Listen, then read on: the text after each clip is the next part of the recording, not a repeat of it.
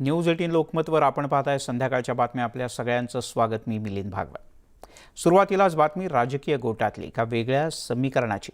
गेल्या 2 दिवसांपासून राज्यामध्ये मनसे आणि भाजपच्या युतीची चर्चा रंगली आणि त्याला कारणं सुद्धा तशीच आहेत। गेल्या 2 दिवसांपासून शिवतीर्थावर भाजप नेत्यांच्या गाठीभेटी वाढल्यानं राज्यात लवकरच नवी युती पाहायला मिळणार का असा प्रश्न नागरिक उपस्थित करतात। भाजपचे राष्ट्रीय सरचिटणीस विनोद तावडे यांनीही राज ठाकरे यांची भेट घेतली। त्यानंतर आज भाजपचे प्रदेशाध्यक्ष चंद्रशेखर बावनकुळे हे देखील राज ठाकरे यांच्या भेटीसाठी त्यांच्या घरी पोहोचले। मुंबई मनपा निवडणुकांच्या आधी भाजप आणि मनसे यांची युती होणार असल्याचं बोललं जात आहे। या चर्चा वेळोवेळी दोन्ही पक्षाच्या नेत्यांनी फेटाळून लावल्या असल्या तरी अशी युती होणारच नाही अशी स्पष्ट भूमिका मात्र अद्याप या दोन्ही राजकीय पक्षांच्या नेत्यांनी घेतलेली नाही।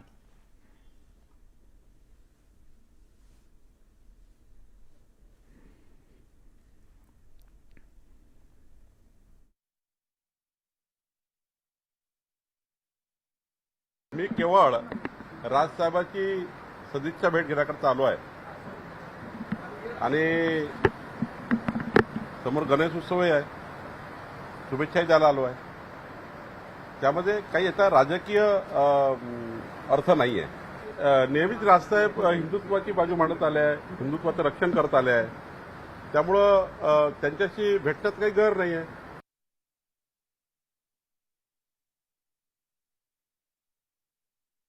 मी पक्षाचा अध्यक्ष म्हणून त्या ठिकाणी संघटनेचा आपला भारतीय जनता पक्ष कसा वाढेल, भारतीय जनता पक्षाची वाढ ही कशी होईल एवढ्याच कामाची माझी जबाबदारी आहे।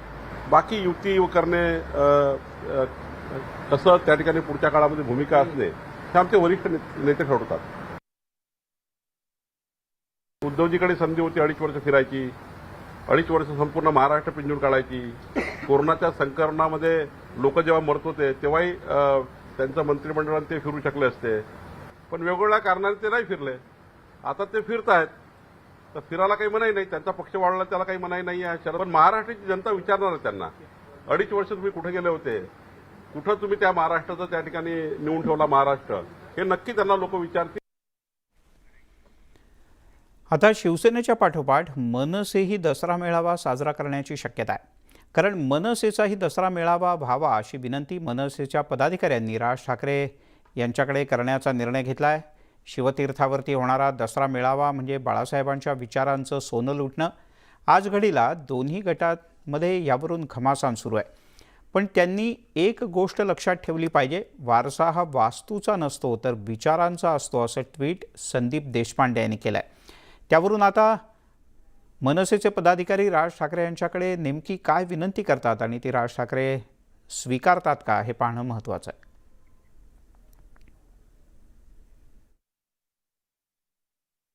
मला असं वाटतं की दसरा मेळावा जो शिवतीर्थावरनं होतो तो कोणी घ्यावा काय घ्यावा, मला असं वाटतं हा तो कायदेशीर प्रश्न आहे, त्यांचा ते ठरवतील।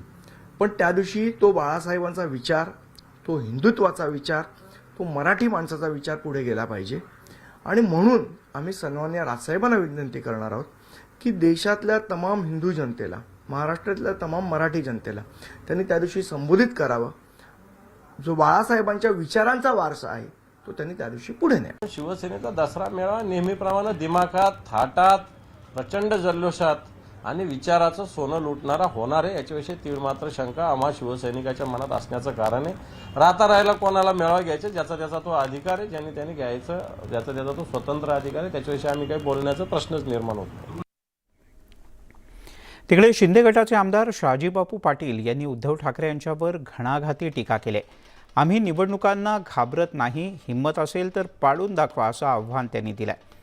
खरी शिवसेना आमचीच आहे असं सांगायलाही शहाजीबापू विसरले नाही।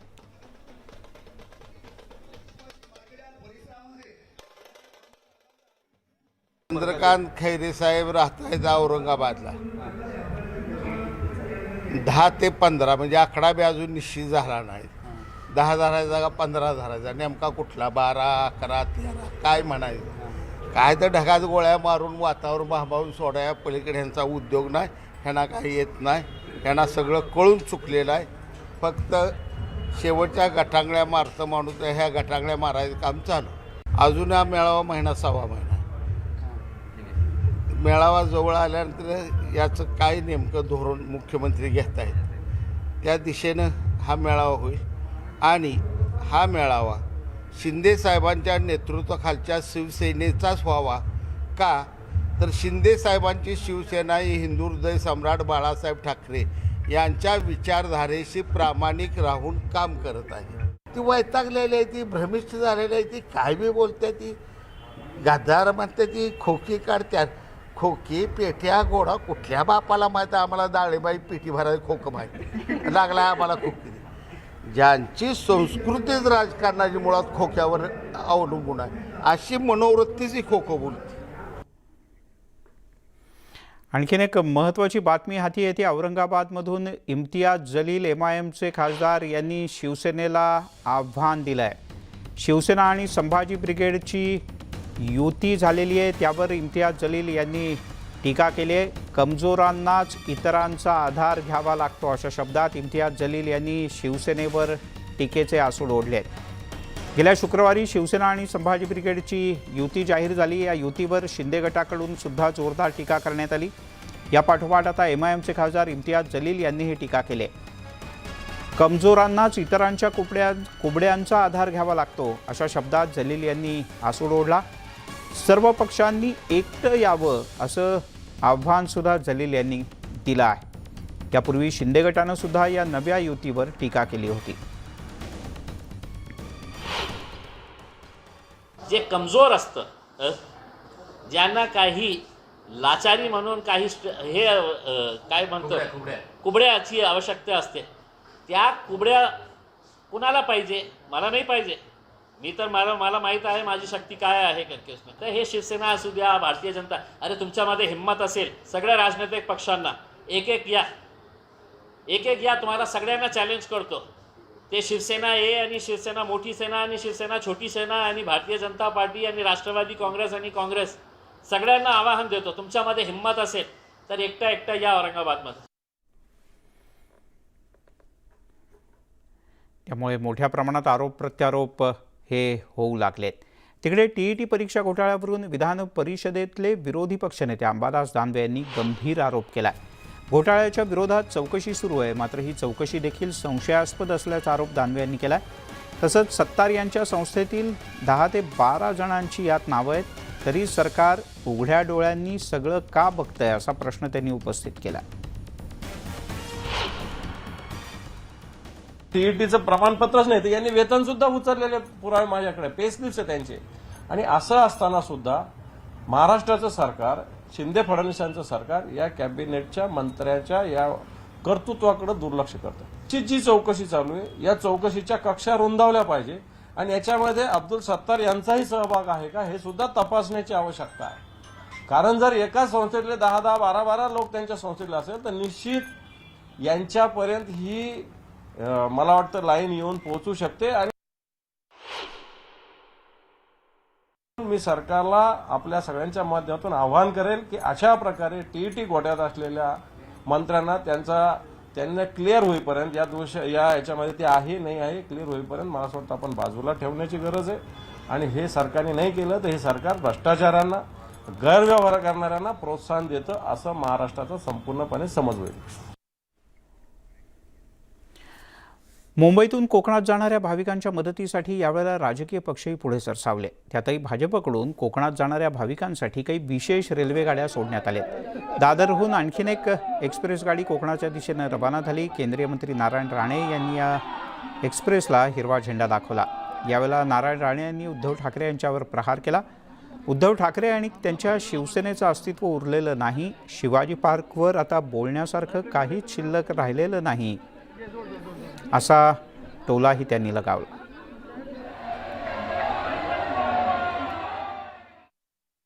आमदाराला आणि पक्षाची गद्दारी खरी उद्धव ठाकरेंनी केली.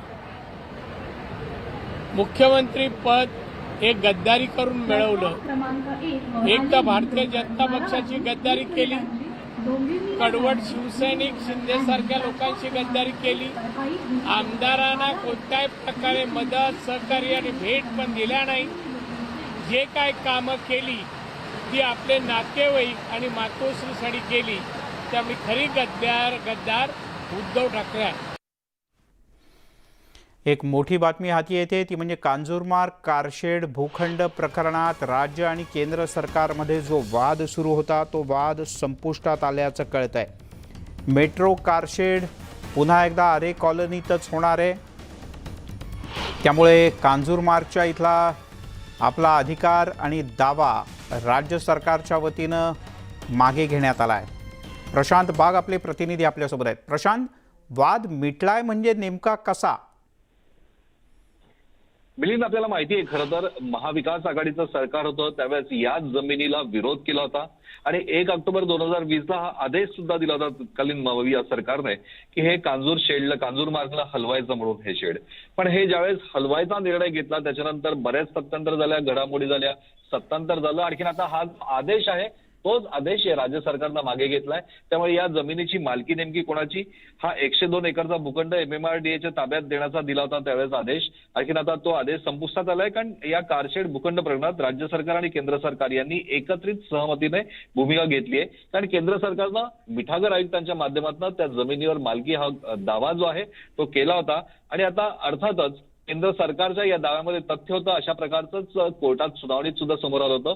पण सरकारचा निर्णय त्यावर आवश्यक होता. अखेर शिंदे फडणवीस सरकार आल्यानंतर मुंबई उपनगर जिल्हाधिकाऱ्यांना त्यांनी आदेश दिले आणि मुंबई उपनगर जिल्हाधिकाऱ्यांनी सुधारित प्रतिज्ञापत्र जे आहे ते आज कोर्टात सबमिट केलंय आणि याचमुळे हा आदेश जो आहे तो सगळ्यात महत्वाचा मानला जातोय.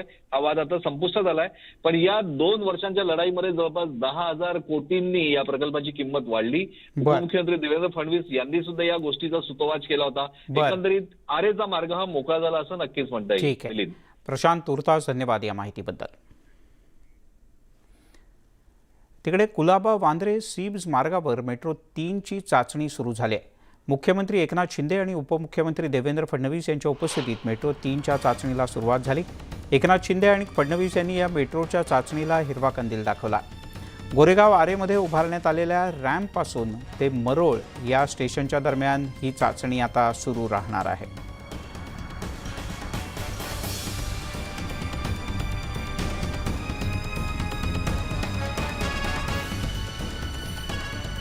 आपण काही मुद्द्यांवर नजर टाकूयात. याच संदर्भातल्या प्रवास हा कशा प्रकारचा होणार आहे, कुठून कुठे आणि कसा असणार आहे. तर मुंबईतील मेट्रो 3ची आज चाचणी यशस्वीपणे घेण्यात आली.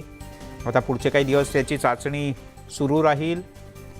सारीपुतनगर ते मरोळ या दरम्यान ही चाचणी घेण्यात आली. 3 किलोमीटर अंतरात ही चाचणी झाली. साधारण 2023मध्ये सिब्स ते BKC हा पहिला टप्पा पूर्ण क्षमतेनं कार्यान्वित होईल अशी शक्यता आहे. भुयारीकरणाचं काम 96% पूर्ण झालं आहे.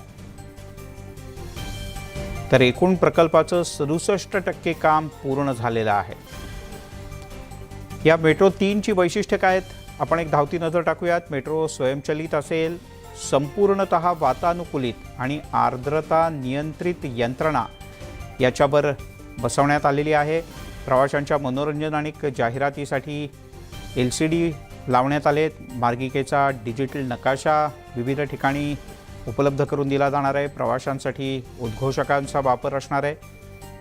पहिल्यापेक्षा अधिक चांगली बैठक व्यवस्था किंवा उभं राहण्यासाठी अधिक चांगली व्यवस्था या मेट्रोच्या डब्यात असणार आहे. एवढंच नाही तर दिव्यांग प्रवाशांसाठी व्हीलचेअर ठेवण्याची सुद्धा विशेष व्यवस्था असेल. प्रवाशांच्या सुरक्षेसाठी प्रत्येक डब्यात CCTV कॅमेरे असतील.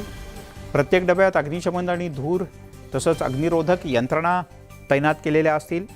आपत्कालीन परिस्थितीमध्ये प्रवासी आणि गाडी नियंत्रक यांच्यात संवादासाठी सुद्धा विशेष यंत्रणा या मेट्रो 3मध्ये बसवण्यात आली आहे.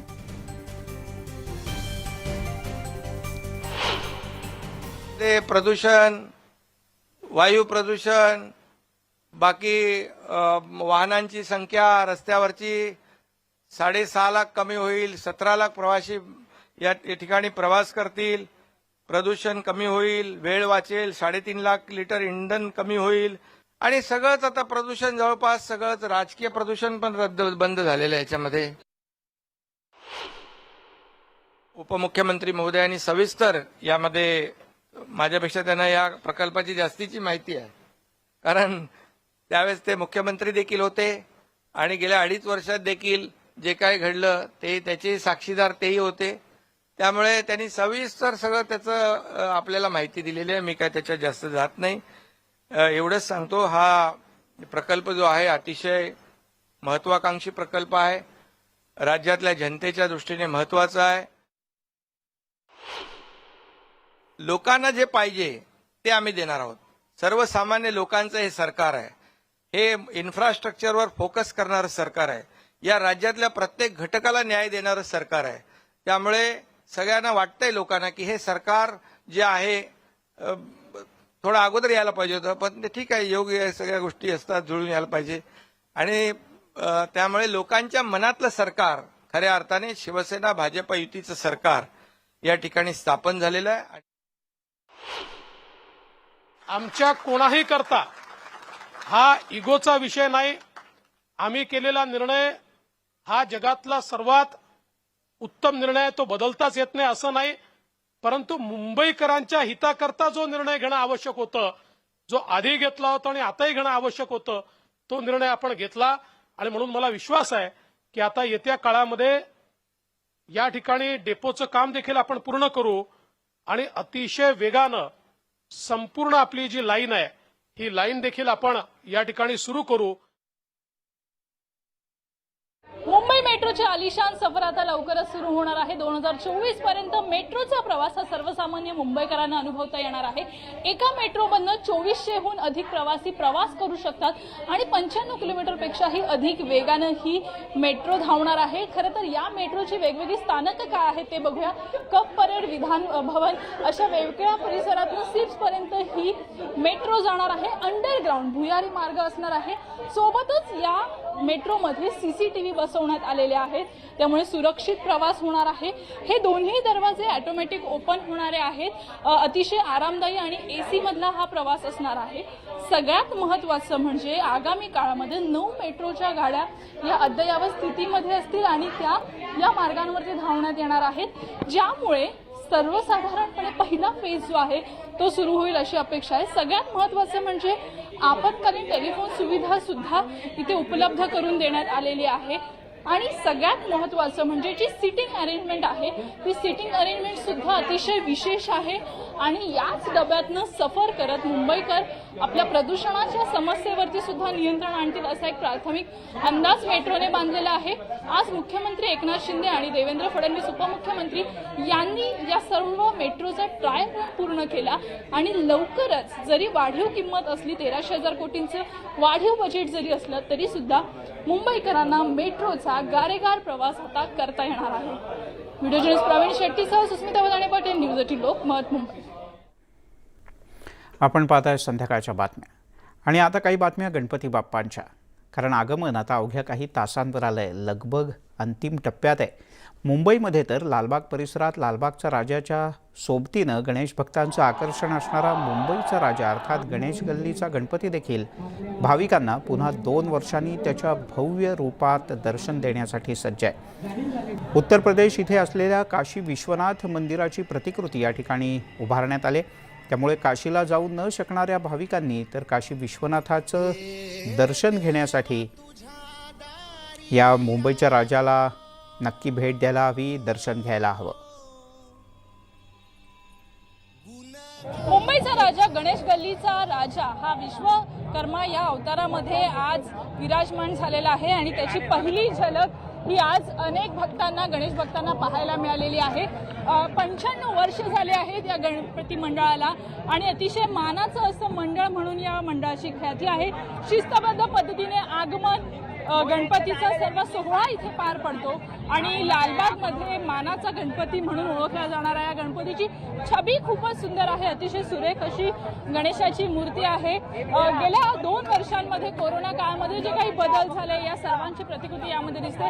एका हातामध्ये पट्टी आहे तर दुसऱ्या हातामध्ये रंगाचा कुंचला आहे आणि गणपती बाप्पा हे पृथ्वीला रेखाटतायत अशा पद्धतीचं हे विश्वकर्माचं रूप जे आहे ते गणपतीचं इथे पाहायला मिळतं आहे. आज प्रथम दर्शन हे गणेश गल्लीच्या राजाचं झालेलं आहे. हरताळिकेच्या दिवशी प्रथेप्रमाणे मंडळाकडनं गणपतीचं फर्स्ट लुक, पहिलं दर्शन हे होत असतं आणि उद्या पद्धतशीर पूजा करून पूजा अर्चा करत या गणरायाची स्थापना करण्यात येईल आणि अनंत चतुर्दशीला विसर्जन करण्यात येईल। परंतु या संपूर्ण सजावटीमध्ये विशेष मेहनत घेण्यात आलेली आहे। काशी विश्वेश्वराच्या मंदिराची प्रतिकृती साकारण्यात आलेली आहे आणि म्हणूनच हा गणपती बाप्पा अतिशय खास आणि विशेष असल्याचं आपल्याला पाहायला मिळतं। व्हिडिओ जर्नलिस्ट प्रवीण शेट्टीसह सुस्मिता वदाने पाटील, न्यूज 18 लोकमत, मुंबई। तिकडे नागपूरमध्ये आज मोठ्या गणेश मंडळांच्या गणपतीच्या मिरवणुकांना सुरुवात झाली। कोरोनाच्या नंतर म्हणजे 2 वर्षांनी यावर्षी निर्बंधमुक्त गणेशोत्सव साजरा होतोय, त्यामुळे एकच आगळा वेगळा उत्साह आणि जल्लोष गणेश भक्तांमध्ये आहे। नागपुरातील संती गणपती ढोल ताशांच्या गजरात निघालेल्या मिरवणुकीत या ढोल ताशा पथकांनी सगळ्यांचं लक्ष वेधून घेतलं। यात विविध नृत्य प्रकार सुद्धा गणेश भक्तांनी सादर केले।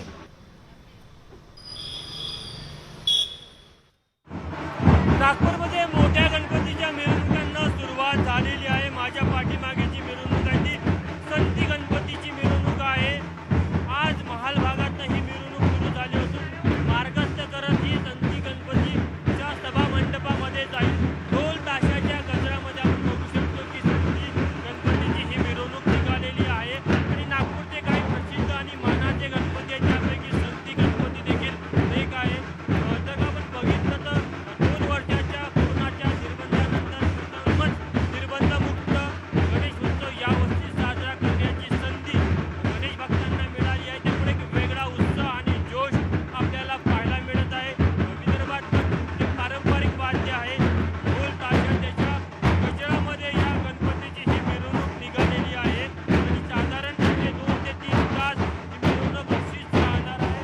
महत्त्वाची गोष्ट जर बघायला झालं तर आयोजक आपण त्यांना विचारूया यावर्षी कशाचा देखावा आहे, कशा प्रकारे गणेशोत्सव साजरा केला जाणार आहे।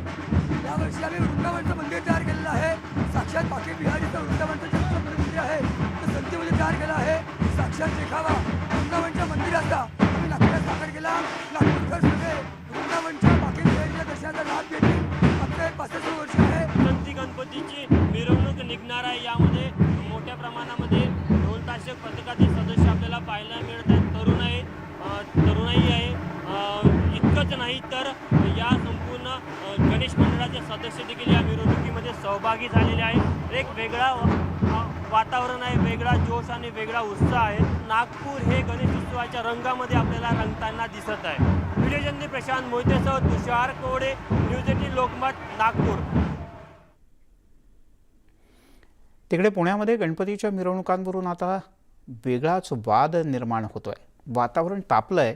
एकतर मानाच्या गणपतींनी मिरवणुकीचा वेळ स्वतःहून कमी करावा किंवा आम्हाला लक्ष्मी रोडवरून आधी पुढे जाऊ द्यावं असा पवित्रा पुण्यातल्या काही इतर गणपती मंडळांनी घेतलाय। छोट्या गणपती मंडळांनी पुण्याच्या मानाच्या गणपतींच्या रीतिरिवाजावर आक्षेप घेत थेट न्यायालयात आव्हान दिलंय।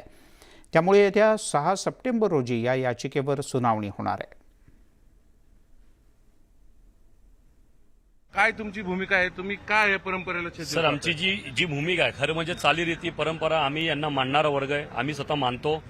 130 वर्षाची आमचीही परंपरा आहे। लोकमान्य टिळकांनी बसवलेला पुण्यातला पहिला समाज गणपती आहे। नुसताच पुण्यातला नाही तर आमचा हिंदुस्थानातला आहे, कारण समाज गणपती पहिला बसलेला आहे 130 वर्ष।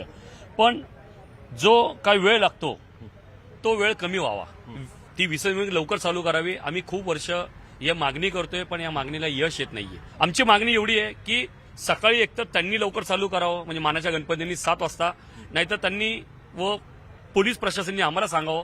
आम्ही 7 वाजता जवळजवळ 20 मंडळ जायला तयार आहोत त्यांच्या आधी। मंडळासमोर पहिले बंधन असे 2च पथकांना वाजवायला परवानगी होती, आता ते बंधन उठवलंय। म्हणजे याचाच अर्थ हे मानाचे गणपती 5-5 पथकही लावतील, 10-10 लावतील ते म्हणजे त्यांचे शॉपसाठी। मग मिरवणुकीचं वेळेचं काय? वेळेचं काय ते पोलीस प्रशासनाला कळलं पाहिजे। त्यांना अनुभव आहेत, काही लोक अनुभवी आहेत ना त्यातले, सगळे नवीन ऑफिसर नाही आहेत, बरेच जण अनुभवी आहेत। त्यांना कळलं पाहिजे म्हणजे मुळात ही वेळ का आली कोर्टात जायची, तर वेळ लागतोय म्हणून। आणि आता तुम्ही जर त्याच्यावर बंधनं घातली नाही ढोल लेझिम पथकांवर तर 5-5 सुद्धा लावतील आणि मग जो वेळ लागतोय त्याच्यापेक्षा कितीतरी पटीने जास्त वेळ मिरवणुकीला पहिले 5 मंडळांना लागल। आणि संपूर्ण पुणे शहराची जी मिरवणूक आहे ती पूर्णपणे उशिरा म्हणजे 38 तास 40 तास इतक्या वेळ चालू शकतं. हो, ते रेकॉर्ड होऊ शकतं. ही सगळी अशी परिस्थिती आहे. मानाचे मंडळ आहे, ठीक आहे, परंपरा जपली पाहिजे, पण त्या परंपरेच्या नावाखाली मिरवणुकीला विलंबही केला जातोय. त्यालाच हा सगळ्या याचिकाकर्त्यांचा विरोध आहे. म्हणून याच्यातून लवकर मध्यमार्ग काढा, नाहीतर आम्ही परंपरा मोडून काढू, असाच इशारा या मंडळाने दिलेला आहे. व्हिडिओ जर्नलिस्ट गणेश कदमसह चंद्रकांत फुंदे, न्यूज 18 लोकमत, पुणे. पाहुयात नेमका काय निर्णय होतो ते. तिकडे बाप्पाच्या आगमनाला आता एकच दिवस बाकी आहे, त्यामुळे पुणेकरांनी गणेश मूर्ती, पूजेचं साहित्य या सगळ्याच्या खरेदीसाठी तोबा गर्दी केली आहे. बाजारात अनेक देवी देवतांच्या मूर्तीही बाप्पाच्या रूपात पाहायला मिळत आहेत. शनिवारवाडा परिसरात या गणेश मूर्तींचे स्टॉल सजले आहेत. याचा आढावा घेतला आमच्या प्रतिनिधीनं, पाहूयात. बाप्पाच्या आगमनाला अवघा एक दिवस उरल्यानं पुण्यात बाप्पांच्या मूर्ती खरेदी करण्यासाठी अक्षरशः झुंबड उडलेली. आता आपण शनिवारवाडा परिसरात आहोत. इथं सगळे बाप्पांच्या मूर्तींचे स्टॉल लागलेले आहेत. वेगवेगळ्या आकाराच्या, वेगवेगळ्या रंगातल्या, वेगवेगळ्या देवदेवतांच्या आकारातल्या सगळ्या मूर्ती आपल्याला इथं बघायला मिळतात. दगडूशेठ आहे, चिंतामणी आहे, मुंबईचा लालबाग आहे, शारदा गणेश आहे, नंतर कसबा आहे ग्रामदैवत. सगळ्या प्रकारे अगदी विठ्ठलाचा गणपती आपल्याला इथं बघायला मिळतो. म्हणजे लोकांच्या ज्या आवडीनुसार का आपापल्या याच्याप्रमाणे लोक हे मूर्ती खरेदी करतात. यंदा थोड्या मूर्ती महाग झालेल्या आहेत, कारण कोरोना काळात थोडं हे सगळं साहित्य जे होतं ते महागलेलं होतं. तरी पण लोकांचा उत्साह कायम आहे, कारण तब्बल 2 वर्षांनंतर पुणेकरांना गणेशोत्सव आपल्या घरी साजरा करता येणार आहे. आणि सार्वजनिक ठिकाणी ही मानाची मंडळ तर आपल्याला माहिती, सगळी तयारी जोरोशोरोवर आहे. एकूणच यंदाचा उत्साह जो आहे तो गणपतीचा खूप चांगला आहे आणि त्यासाठी हे सगळं माहोल तयार झालेला आहे. पुण्याच्या गणपतीचं वैशिष्ट्य हे की अगदी छोटी का होईना आरास आपापल्या घरच्या गणपतीला केली जाते. मोठी मंडळं तर निश्चित आरास करतातच, पण छोटी मंडळी आरास करतात आणि घरगुती गणपतीला लोक आवर्जून आपल्या बाप्पाच्या देवारात आरास करतात. त्याच्यासाठी सगळं साहित्य हे जे आहे आज बाजारपेठेत हे खरेदी करण्यासाठी प्रचंड गर्दी झालेली आहे. याचाच अर्थ पुढचे 10 दिवस पुण्यात सगळं वातावरण हे बाप्पामय झालेलं असणार आहे. व्हिडिओ जर्नलिस्ट गणेश कदमसह चंद्रकांत फुंदे, न्यूज 18 लोकमत, पुणे. आज अनेक ठिकाणी गणेशाचं आगमन होत आहे. मुंबईत सिद्धिविनायक मंदिर इथे सुद्धा गणपती बाप्पांचं आगमन होतं. मूर्तिकार शंतनू चव्हाण यांच्या कार्यशाळेत सिद्धिविनायक विश्वस्त मंडळ पोहोचलं आणि गणेश मूर्ती आता पुढच्या काही मिनिटांमध्ये सिद्धिविनायक मंदिराच्या दिशेने रवाना होणार आहे.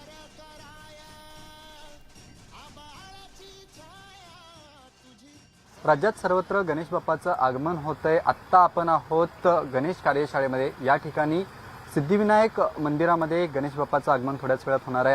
आपण जर पाहायला गेलं त्या ठिकाणी सिद्धिविनायक न्यास मंडळाचे विश्वस्त मंडळी जे आहेत ते आलेले आहेत. थोड्याच वेळात बाप्पाला घेऊन सिद्धिविनायक मंदिरात जातील. आपल्यासोबत सिद्धिविनायक न्यास मंदिराचे अध्यक्ष आदेश बांदेकर आहेत. बाप्पा आपल्या घरी येतात, बाप्पा आपल्या मंदिरात येतात, आपल्या घरी देव येतो, ही भावनाच मुळात इतकी आनंद देणारी आहे. आणि त्यामुळे आपण बघितलं तर आता सिद्धिविनायक गणपती मंदिर न्यासामध्ये जिथे श्री सिद्धिविनायकांची अहोरात्र सेवा आणि त्याचबरोबर सर्व शास्त्रोक्त पूजा ही वर्षानुवर्ष विधिवत होत असते. आणि त्यातही 2 उत्सव, एक भाद्रपद उत्सव आणि माघ उत्सव हे मोठ्या उत्साहामध्ये सिद्धिविनायक गणपती मंदिर न्यासाच्या या प्रांगणामध्ये संपन्न होतात. आता आपण बघितलं तर बाप्पांचं आगमन होणार आहे. भाद्रपद महिन्यातली ही गणपती बाप्पांची मूर्ती आता या गणेश कार्यशाळेतून प्रभादेवीतल्याच 2 युवकांच्या हातून घडली गेलेली आहे. शॅडूची मूर्ती या ठिकाणी तयार केलेली आहे. म्हणजे प्रतीक कासेकर आणि शंतनू चव्हाण असे 2 मित्र आणि त्यांचे हे सगळे सहकारी आणि ही कार्यशाळा प्रभादेवीमध्ये उत्तम सुबक मूर्त्या तयार करत असते. आज या पिढीकडनं ही सेवा घडते आहे गणेश बाप्पांची. ही आमच्या सर्वांसाठी आनंददायी बाब आहे, कारण हा उत्सव हा सगळ्यांच्या घरात चांगलं घेऊन येतो आणि त्यामुळे बाप्पा आमच्या घरी येणार आहेत, आपल्या मंदिरात येणार आहेत. नक्कीच सिद्धिविनायक न्यास मंदिरामध्ये थोड्याच वेळात आता बाप्पाचं आगमन होईल. कार्यशाळेतनं गणेश मूर्ती जी आहे ही सिद्धिविनायक मंदिरात घेऊन झाली जाईल आणि दरवर्षीप्रमाणे सिद्धिविनायक मंदिरामध्ये पर्यावरणपूरकच गणेशोत्सव साजरा करण्यात येणार आहे, अशी माहिती न्यासाचे अध्यक्ष आदेश बांदेकर यांनी दिलेली आहे. व्हिडिओ जर्नलिस्ट वसंत केरकरसह विशाल पाटील, न्यूज 18 लोकमत, मुंबई. तिकडे नाशिकमध्ये लाडक्या बाप्पाच्या आगमनाला आता अवघे काही तास शिल्लक आहेत. शहरात 400पेक्षा अधिक गणेश मंडळांना अद्यापही परवानगीची औपचारिकता पूर्ण झालेली नाही. ऑनलाईन परवानगीसाठी सुद्धा एकाच मंडळाकडून 2 ते 3 वेळेला अर्ज करण्यात आल्यानं काहीसा गोंधळ उडाल्याचं समोर येत आहे. पण आज उशिरापर्यंत सगळ्यांना परवानगी मिळेल अशी अपेक्षा मंडळाच्या पदाधिकाऱ्यांनी व्यक्त केली आहे. एकूण 900पेक्षा जास्त सार्वजनिक गणेश मंडळांनी परवानगीसाठी अर्ज केला होता. मात्र अद्यापही परवानगी न मिळाल्यानं मंडळाचे पदाधिकारी काही प्रमाणात नाराज आहेत. 100 ते 150 मंडळांचे डबल अर्ज ऑनलाईन सबमिट करताना झालेलं होतं आणि 150 मंडळांचे कागदपत्रांची काही पूर्तता बाकी आहे. म्हणजे त्याच्या पोलीस प्रशासनाची एनओसी लागते, PWDची असेल, अग्निशामक दलाची असेल, शहर वाहतूक शाखेची एनओसी असेल. ह्या सर्वांच्या एनओसी क्लिअर असल्याशिवाय मनपा प्रशासन ही परवानगी देत नाही. तर ज्या मंडळांच्या परवानगीसाठी काही एनओसी बाकी असेल तर त्यांनी लवकरात लवकर पूर्तता करून गणेशोत्सवाची परवानगी घ्यावी व गणेशोत्सव धूमधडाक्यामध्ये साजरा करावा.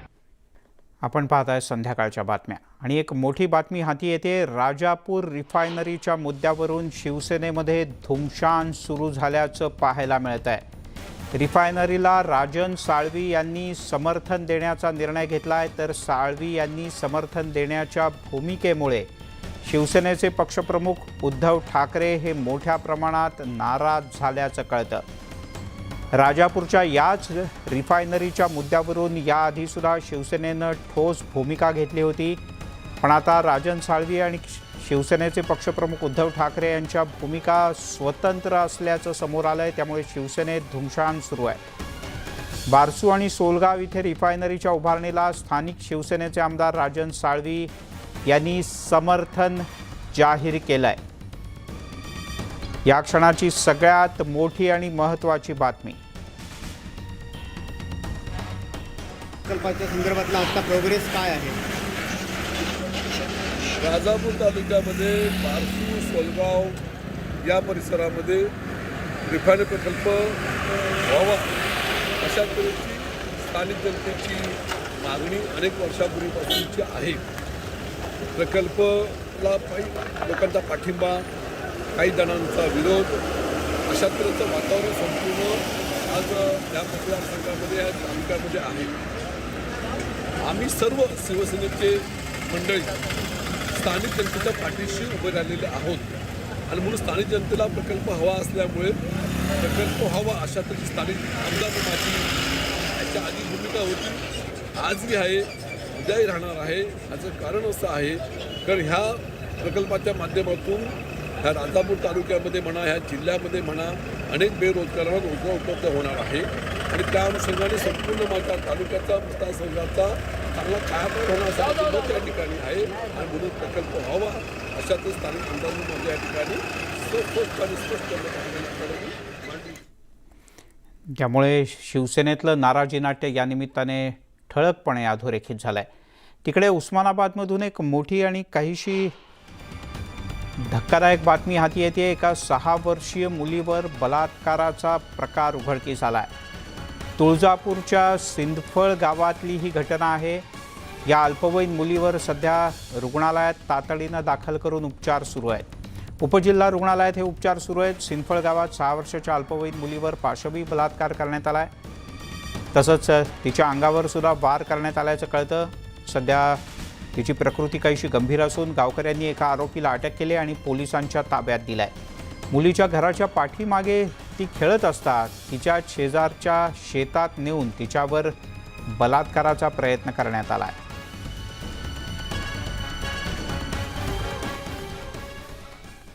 श्री क्षेत्र जामसमर्थ इथल्या मंदिरातून प्राचीन मूर्ती चोरीला गेल्याच्या घटनेला 9 दिवस उलटले, पण पोलिसांच्या हाती काहीही न लागल्यानं समर्थ भक्तांमधून तीव्र संताप व्यक्त होतोय.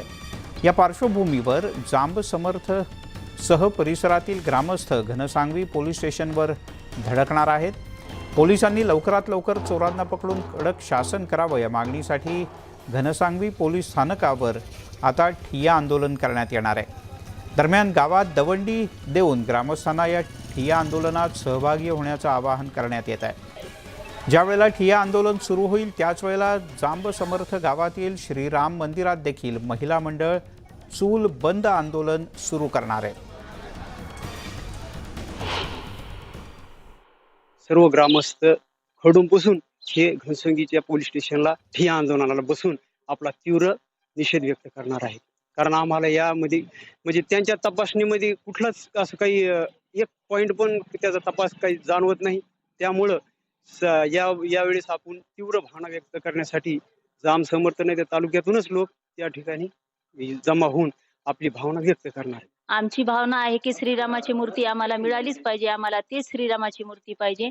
आम्ही श्रीरामाचा जप करणारेच. आज 9वा दिवस झाला तरी आमचे श्रीराम आम्हाला मिळालेले नाहीत. त्यामुळे आम्ही आंदोलन केलेलं आहे. आम्ही निराहारी उपोषण करणार आहेत. आम्ही अन्न घेणार नाहीत, पाणी घेणार नाहीत. आम्ही श्रीरामाची मूर्ती मिळेपर्यंत इथंच थांबणार आहेत. जोपर्यंत श्रीरामाची मूर्ती राम मंदिरात येत नाही तोपर्यंत आम्ही इथून उठणार नाही. त्यामुळे याच मुद्द्यावरून आता जांब समर्थ या गावातले नागरिक चांगलेच आक्रमक होत आहेत.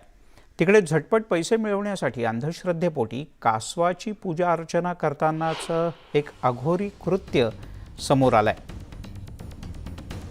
हा सगळा विचित्र प्रकार कल्याणमध्ये समोर आलाय. कल्याण पूर्व इथल्या संकेत कॉलेज रोडच्या शेजारी हा सगळा प्रकार सुरू होता. या ठिकाणी हळद कुंकू पूजेसाठी वापरलं गेलं लाल कापड आणि स्टार जातीचं कासव इथे आणण्यात आलं होतं. काही स्थानिकांना या सगळ्या प्रकाराची माहिती मिळताच त्यांनी घटनास्थळ गाठलं आणि चौकशी करायला सुरुवात केली. यानंतर त्या कासवाला आणि या सगळ्या साहित्याला इथेच सोडून जे लोक इथे आले होते त्यांनी अक्षरशः पळ काढला. प्राणीमित्र संघटनेनं हे कासव आता ताब्यात घेतलंय. वनविभागाच्या मदतीनं कासव नैसर्गिक अधिवासात सोडण्यात येणार आहे. स्टार जातीच्या कासवांची पूजा केल्यानं जादूटोण्याच्या माध्यमातून झटपट श्रीमंत होता येतं या अंधश्रद्धेतून या कासवाची तस्करी गेल्या काही काळात वाढली आहे.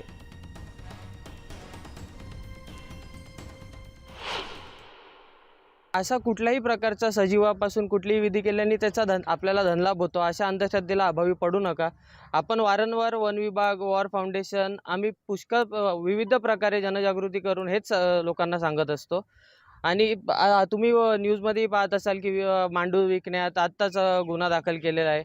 असे प्रकार घडून येऊन देऊ नका. कारण हा इंडियन स्टार टॉर्टोइस हा शेड्यूल 4मध्ये असून ह्याला सोबत बाळगणं किंवा त्यासोबत कुठलाही असा प्रकार करणं हा कायद्याने दंडात्मक कारवाई त्याच्यावर होऊ शकते. प्रत्येकाच्या आयुष्यात शिक्षण हा अतिशय महत्त्वाचा भाग आणि त्यासाठी प्रतिकूल परिस्थितीशी 2 हातही करण्याची तयारी असली पाहिजे. अशीच काहीशी स्थिती आहे मुख्यमंत्री एकनाथ शिंदे यांच्या ठाण्यातल्या विद्यार्थ्यांची. शिंदे यांच्या निवासस्थानापासून अवघ्या 45 किलोमीटर अंतरावर असलेल्या पातलीपाड्यातल्या विद्यार्थ्यांना शिक्षण घेण्यासाठी जीव मुठीत घेऊन प्रवास करावा लागतो. जिल्हा परिषदेच्या शाळेत जाण्यासाठी रस्ताच नसल्यानं पातलीपाड्याच्या विद्यार्थ्यांना 800 मीटर लांब तलावातून बोटीनं प्रवास करावा लागतोय. शिक्षणासाठी धडपडणाऱ्या विद्यार्थ्यांच्या सोबत दुर्घटना होऊ नये म्हणून एका जागृत महिलेनं पुढाकार घेतलाय. कांता बरब नावाची महिला स्वतःचा जीव धोक्यात घालून विद्यार्थ्यांना बोटीने शाळेत पोहोचवते.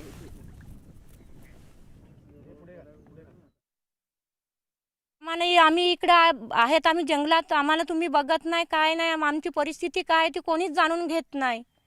ही आमची म्हणजे आम्हाला लाईटीची मागणी पाहिजे, आम्हाला रस्ता पाहिजे, इथं मुलांना अंगणवाडी पाहिजे, हीच आमची ही मागणी. 2 नातवंड हान शाळेत जायला भीती वाटते. पाण्यातली होडी अशी घटघटा हलते, त्याची मुलगी पोरं घाबरतात, भीती वाटते. रात्री संध्याकाळची याचा कुठे जनावर असते, साप असतो, कुठे काय असतो, त्याला भीती वाटते. पोरांना येते घरी.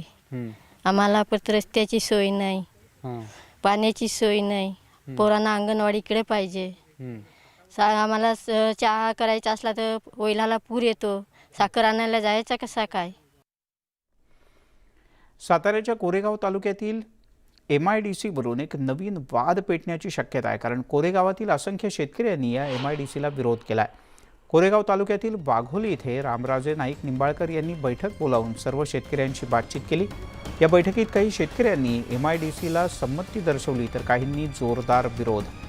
या नाराजी नाट्यामुळे बैठकीत जोरदार चर्चा झाली, आरोप प्रत्यारोप झाले. MIDC म्हसवडला व्हावी असं माणचे आमदार जयकुमार गोरे यांचं मत आहे. याबद्दल मुख्यमंत्री एकनाथ शिंदे सकारात्मक भूमिका घेत याबद्दल विचार करू असं आश्वासन या समितीला दिलं होतं. पण आता हीच MIDC कोरेगावला होणार असल्यानं त्याला काही जणांचा ठाम विरोध आहे. आज आम्ही माननीय जयकुमार गोरे, माननीय जिल्हाधिकारी, माननीय महेशजी शिंदे या लोकांना आम्ही आमचं कळकळीचं निवेदन सादर केलेलं आहे. तरी ही औद्योगिक प्रकल्प आमच्या 6 गावांना नको आहे. 6 गावांनी एकमतानं ग्रामसभेचा ठराव मंजूर केलेला आहे. आमच्या उत्तर कोरेगावमध्ये जी 6 गावं, त्या 6 गावामध्ये जवळपास 9 ते 10 हजार गायी आहेत. त्या गायींचं जर दूध उत्पादन तुम्ही पाहिलं तर ते लाखोच्या घरामध्ये आहे. म्हणजे जर तुम्हाला फक्त विकास म्हणजेच MIDC हवे असेल तर या गायींचं काय करायचं, तिथल्या शेतीचं काय करायचं, हे मुद्दे आहेत. आणि जो आजपर्यंतची जनता या सरकारच्या पाठीशी राहिली आहे, त्या सरकारनंच ह्या जनतेच्या पाठीत खंजीर खोपटण्याचं काम चालू आहे. मुंबईचे व्यावसायिक असतील, मुंबईत नोकर चाकरमानी असतील, ते गावाला कशासाठी येतात, स्वच्छ हवा खाण्यासाठी येत असतात. आणि इथंही आणि जेणेकरून इथं गावाला आल्यानंतर त्यांचं 4-5 वर्ष आयुष्य वाढलं जातं. तर आमचं आयुष्य अजून कमी करायचं आहे का MIDC आणून तुम्हाला, हेच सरकारला माझा प्रश्न आहे. आणि तुमच्या माध्यमातून मी निषेध करत आहे. एकरी 20-20 लाख रुपये उत्पादन घेणारे शेतकरी आहेत. दुग्ध व्यवसायामध्ये बघितलं तर 6 कोटीचा टर्नओव्हर ह्या 5-6 गावातला आहे. आणि एवढं लाखोचं उत्पादन घेणाऱ्या जमिनीमध्ये जर तुम्ही औद्योगिक वसाहत निर्माण करत असाल, हा तर आमच्यासाठी मोठा अन्याय आहे की ही वसाहत झालीच नाही पाहिजे. आणि संपूर्ण शेतकऱ्यांचा हा 100% निषेध आहे. आज जिल्ह्याचा तुम्ही विचार केला तर सातारा सोडलं, सातारा जिल्ह्याच्या ठिकाणी MIDC आहे का? म्हणलं तर आहे, म्हणलं तर बंद आहे. मग आता जर तुम्ही लोकांनी इथं कोरेगावमधनं जर त्याला विरोध केला तर दुसऱ्या ठिकाणी MIDC जाणार. आणि या MIDCचं होऊ नये. मसवडचा माझा काही वाद नाही. मसवडला झाली आनंदाची गोष्ट आहे. तिथे माझे कार्यकर्ते आहेत, तिथे माझं प्रेम आहे. आमची कॉलेज शाळेची तिथे संस्थान असल्यापासून मसवडला माझा विरोध नाही. ब्रेकनंतर आपल्या सगळ्यांचं पुन्हा एकदा स्वागत. यंदा राज्यातील धरणांमध्ये गेल्या 4-5 वर्षातील सर्वाधिक उपयुक्त पाणीसाठा जमा झाला आहे. यंदा ऑगस्टच्या अखेरपर्यंत 97% पाणीसाठा जमा झाल्यानं पाण्याची चिंता निश्चित दूर झाली. मुंबईला पाणीपुरवठा करणाऱ्या 7ही जलाशयांमध्ये सध्या 97.03% पाणीसाठा आहे. राज्यात सरासरीच्या तुलनेत 20% अधिक पावसाची नोंद झाली. यंदा राज्यातील मोठ्या धरणांमधला एकूण पाणीसाठा 91% पोहोचला आहे. राज्यातील 141 मोठे प्रकल्प, 258 मध्यम प्रकल्प आणि इतर लघु प्रकल्प हे सगळे मिळून यंदा पाणीसाठा सर्वाधिक आहे. यंदा सर्व प्रकल्पातील एकूण पाणीसाठा 83% पुढे आहे. कोकण विभागात सर्वाधिक म्हणजे 90%, पुणे विभागात 88% जास्त पाणीसाठा सध्या अस्तित्वात आहे. त्यामुळे पाण्याची चिंता निश्चितपणे मिटले. सरासरीच्या 20% अधिक पाऊस राज्यातल्या विविध धरणांमध्ये आहे. राज्यातल्या विविध धरणात 91% पाणीसाठा सध्या आहे. आपण जर का विभागशः काही आकडे जाणून घेऊयात. कोकण विभागात 90% पाणीसाठा आहे. पुणे विभागात 88%. मुंबईला पाणीपुरवठा करणारी जी वेगवेगळी लहान मोठी धरणं आहेत, तामसा, वैतरणा, मोडकसागर सगळी मिळून 97%. जायकवाडी प्रकल्प 98% भरला आहे. कोयना प्रकल्प 95% भरला आहे. तर उजनी प्रकल्प हा 100% भरलेला आहे.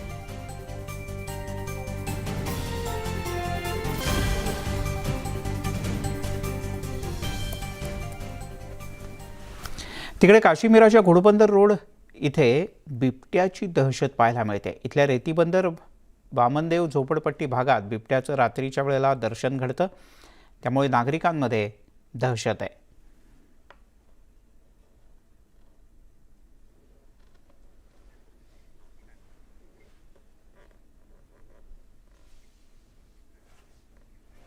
यासोबत या बुलेटिनमध्ये इथेच थांबूया. ताज्या बातम्यांचा ओघ न्यूज 18 लोकमतवर सुरूच राहील.